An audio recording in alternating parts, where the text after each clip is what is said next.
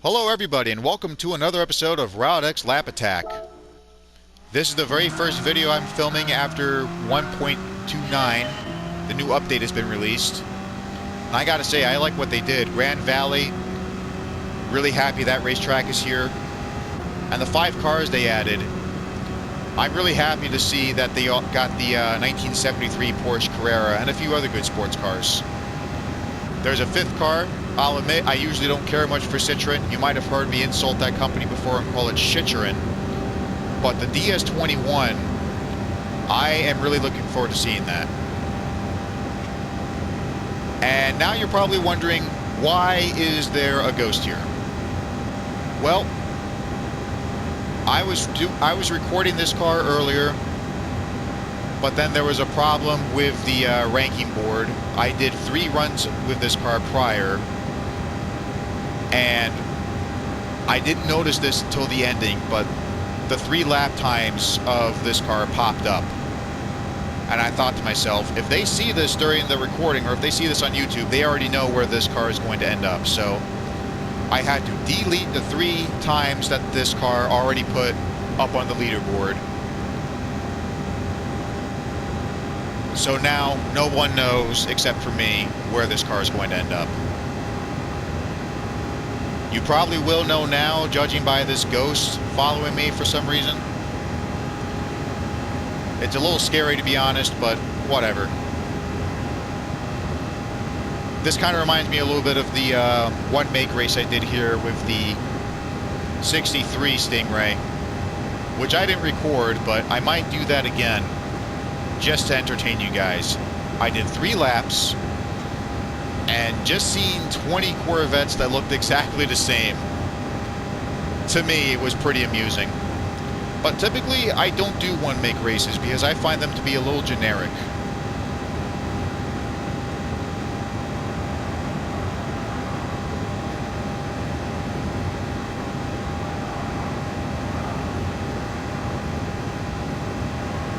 This part, as you can probably see with the Ghost, was a little difficult to control originally, but now everything seems to be fine now. The time might be slower than what I did previously, but it won't make much of a difference. The previous lap I did was a 425.6. But what happened was, I first tried doing this car with a 427. Well, I got a 427, but that was because the transmission was set incorrectly. I had it set to like 440, and I seriously thought it was going to be at least 270 miles an hour.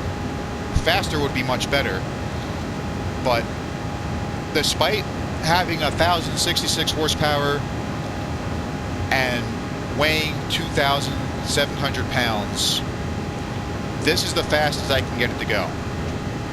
With all the changes I had to make with the transmission and everything, it just will not go any faster.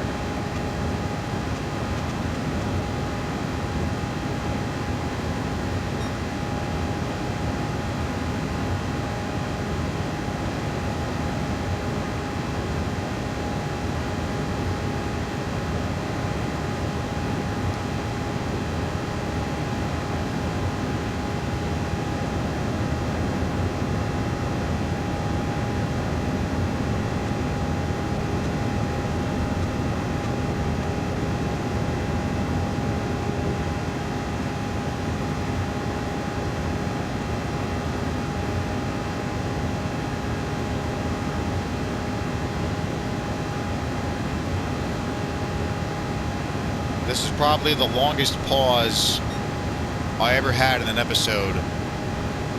That had to be at least 20 seconds where I sit silent as I get towards the second curve. All I want to do is pass this Ghost. If it gets to the finish line before I am, I will have to delete this recording and start over from scratch. But I don't think we'll have to worry about that.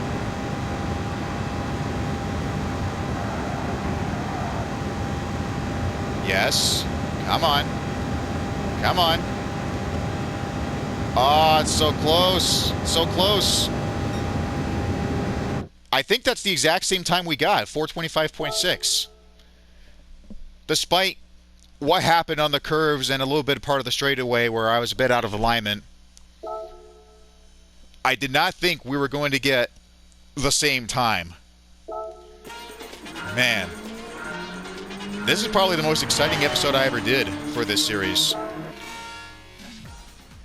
But let's see here. We are with the other ZR1s from 1989 and 2009.